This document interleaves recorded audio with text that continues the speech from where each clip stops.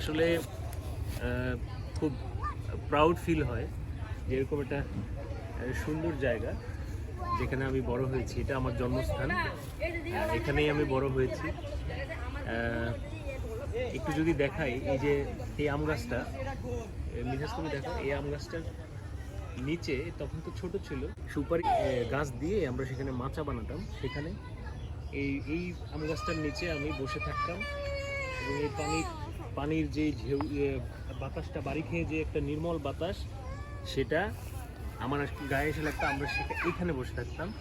আর ওই যে ওই নারকেল গাছগুলো দেখা যাচ্ছে, এখানে আমি ঘুরে উড়াতাম। তো আমি তো তখন ছোট ছিলাম, আমার সাথে তো কেউ ছিল না, তো একা একা আমি ওইখানে ঘুরে উড়াতাম, কেউ আমাকে ডিস্টার্বও করতো না। আর এটা হচ্ছে চাঁদপুর ফিশারিজ।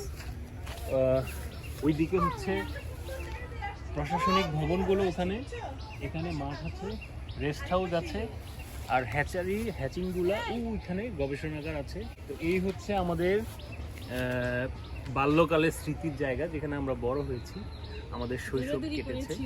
হ্যাঁ, ও দৌড়াদৌড়ি করেছো। আজকে আমরা একসাথে আসলাম। পুরো এরিয়াটা কিন্তু পুকুর এবং নারকেল গাছ এইভাবেই কিন্তু সাজানো। মোরলেস 85 or 90 পুকুর এখানে আছে যতদূর আমরা জানি। এবং আমাদের এই পুরো ফিশারির 1 ইঞ্চি পর্যন্ত জায়গা আমরা ছোটবেলা থেকে সবকিছু আমাদের একেবারে সামনে থেকেই আমরা দেখেছি, বড় হয়েছি, এখানে মাছ খেয়েছি আমরা। এবং এই যে পুকুর থেকে এমনও হয়েছে যে মাছ ঈগল পাখি নিয়ে নখে করে আমাদের উঠানে কড়ই গাছের উপরে বসেছে, সেখান থেকে মাছ নাড়া দেওয়ার সাথে সাথে উঠানে এসে মাছ পড়েছে। এরকম একটা সুন্দর জায়গা আমাদের শৈশব কেটেছে। এটা আমাদের বিশাল একটা ভালো লাগার জায়গা, আনন্দের জায়গা, গর্বের জায়গা। এটা হচ্ছে